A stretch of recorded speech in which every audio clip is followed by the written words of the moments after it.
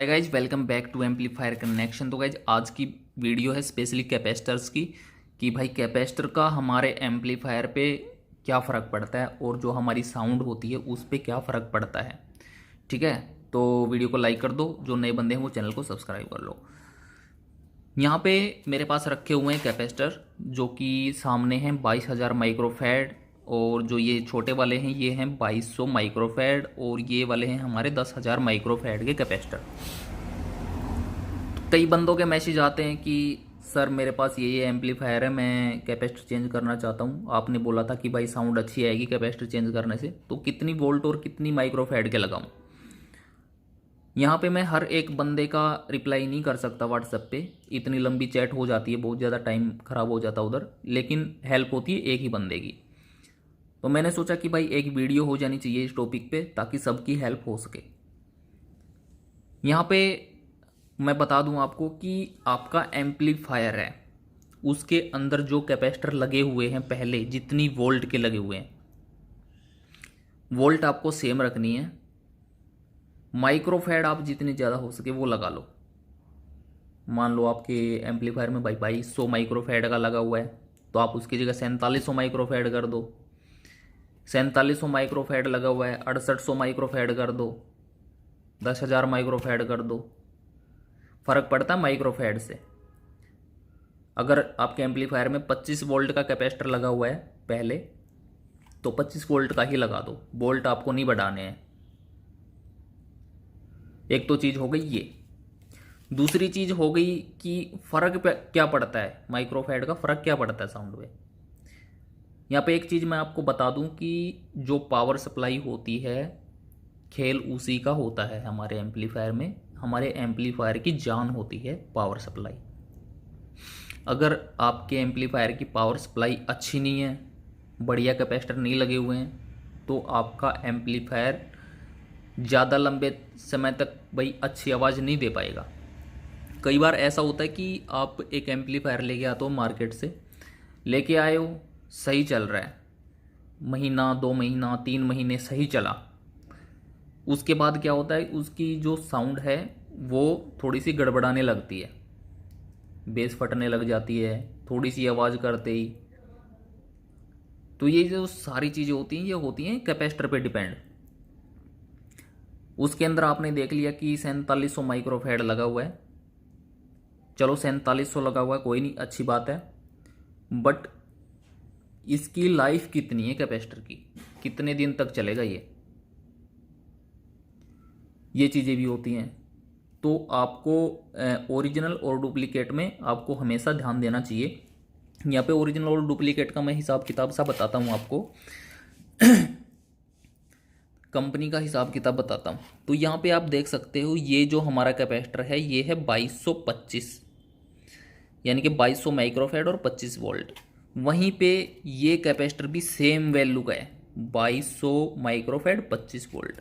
तो आप इनका साइज देखो, दिख रहा है आपको साइज, ये है साइज। तो इसमें आप देख सकते हो, अपनी आंखों से देख लो कि कौन सा कैपेसिटर बेस्ट रहेगा, ये वाला रहेगा या फिर ये वाला रहेगा। बेस्ट रहेगा ये वाला, ठीक है, क्योंकि इसके अंदर जो मटेरियल भरा हुआ है वो बढ़िया भरा हुआ है, और ये ब्रांड है एक विषय, ठीक है। वहीं पे ये जो चीज़ है ये है लोकल।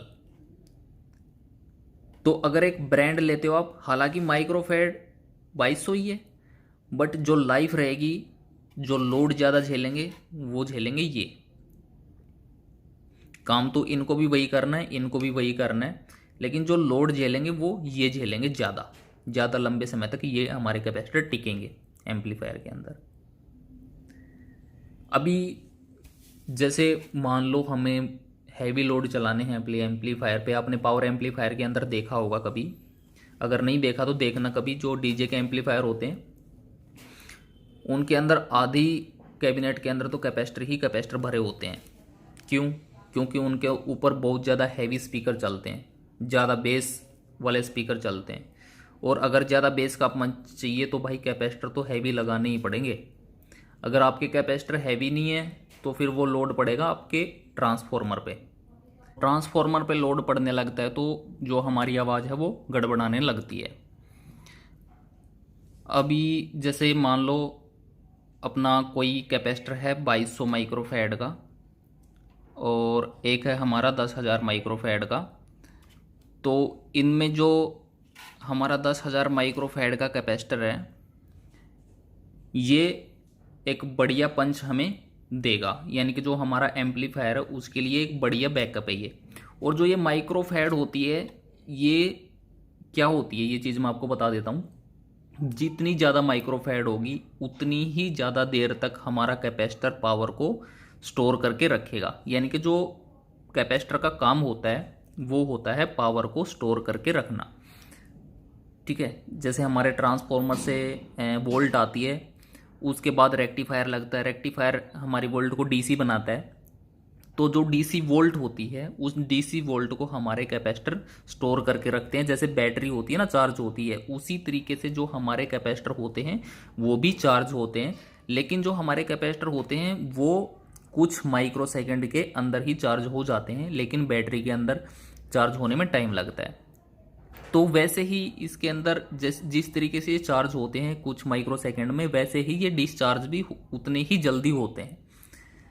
लेकिन माइक्रोफैड में जितनी ज़्यादा माइक्रोफैड होगी हमारा जो कैपेसिटर है उतनी ही ज़्यादा देर तक पावर को स्टोर करके रख सकता है। जितनी माइक्रोफैड कम होगी उतनी ही कम टाइम तक हमारा जो कैपेसिटर है वो पावर को स्टोर करके रखेगा।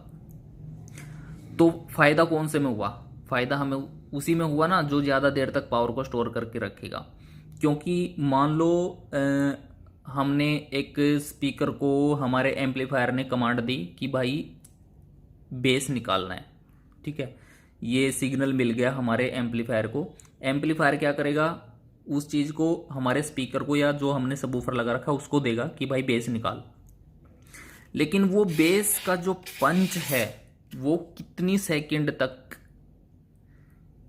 प्रोसेस होगा, मतलब कितनी सेकंड तक वो उसको कंप्लीट करेगा। ठीक है, उतनी ही सेकंड से ज़्यादा तक हमारे जो कैपेसिटर हैं वो पावर को स्टोर करके रख पाते हैं, तो वो उस पंच को कंप्लीट करने में सक्सेसफुल हो जाएगा। अगर उस पंच को पूरा होने से पहले, यानी कि उस कमांड को पूरा होने से पहले अगर हमारे कैपेसिटर डिस्चार्ज हो जाते हैं तो फिर क्या होगा? बेस फट जाएगी, मजा ही नहीं आएगा सुनने में। ये चीज होती है। तो जो मेन लोड पड़ता है वो पड़ता है हमारे कैपेसिटर पे। जब स्पीकर पावर खींचता है तो बोर्ड पे जो लोड पड़ेगा, बोर्ड क्या करेगा, हमारी पावर सप्लाई से पावर खींचेगा। ठीक है, अगर पावर सप्लाई तगड़ी है तो तगड़ा ही मजा आएगा।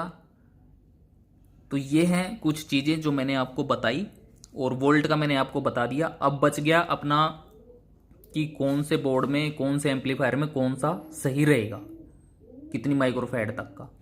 तो देखो भाई, अगर आपका 20-25 वोट तक का कोई एम्पलीफायर है तो उसके अंदर आपको 4700 माइक्रोफैड का कैपेसिटर तो लगाना ही चाहिए। जैसे हमारा 4440 आता था पहले, 4440 आईसी आती थी, तो उसके अंदर रूबिकॉन के कैपेसिटर लगे होते थे 4725 के। ठीक है, यानी कि 4700 माइक्रोफैड 25 वोल्ट के कैपेसिटर उसके अंदर लगे होते थे, तो उसकी आवाज़ काफ़ी अच्छी आती थी उस टाइम पे। लेकिन अभी क्या है कि अभी कबाड़ा बना दिया सब कुछ, सभी लोग 2200 माइक्रोफैड यूज़ कर रहे हैं 4440 के अंदर। 3055 के अंदर भी 2200 माइक्रोफैड, 3300 माइक्रोफैड ऐसे यूज कर रहे हैं, जबकि 3055 में हमारे कम से कम भी 6800 माइक्रोफैड के कैपेसिटर हमें लगाने चाहिए। अगर आपका एम्पलीफायर वैसे ही हैवी होता जा रहा है कि भाई 100 वोट, 200 वोट, 300 वोट, 400 वोट, तो उनमें हमें कम से कम भी अपने 10,000 माइक्रोफैड के कैपेसिटर तो लगाने ही चाहिए। आपने देखा होगा मेरे जितने भी बोर्ड हैं 200 वोट से 200 वोट से ऊपर के जितने भी बोर्ड हैं, सभी के अंदर 10-10 हज़ार माइक्रोफैड के 2-2 कैपेसिटर आपको लगे मिलेंगे। और जैसे 500 वोट आ गया तो 500 वोट के चलाने के लिए हम उसको बंदे को रिकमेंड करते हैं कि भाई 4 कैपेसिटर की पावर सप्लाई ले लो, 10-10 हज़ार माइक्रोफैड के कैपेसिटर उसके अंदर लगे हैं, तो क्या होता है उससे एक अच्छी परफॉर्मेंस मिलती है। तो यहाँ पे गाइज मैंने वोल्ट का आपको बता ही दिया था कि जितनी वोल्ट का आपका ट्रांसफॉर्मर है, कि मान लो 50 का ट्रांसफॉर्मर है, तो आपको वहाँ पे 100 वोल्ट के कैपेसिटर यूज करने चाहिए। अगर 12 वोल्ट का आपका ट्रांसफॉर्मर है तो आपको वहाँ पे 25 वोल्ट के कैपेसिटर यूज करने चाहिए कम से कम। जैसे 30 का हो गया तो वहाँ पे आपको 50 वोल्ट के कैपेसिटर यूज करने चाहिए। तो ये चीज़ें हो गई गाइज, उम्मीद करता हूँ आपको समझ में आ गया होगा। अगर फिर भी कुछ समझ में नहीं आया तो मेरे को कमेंट कर देना, ठीक है। तो मिलते हैं अपनी नेक्स्ट वीडियो में गाइज, तब तक के लिए bye bye, take care, see you.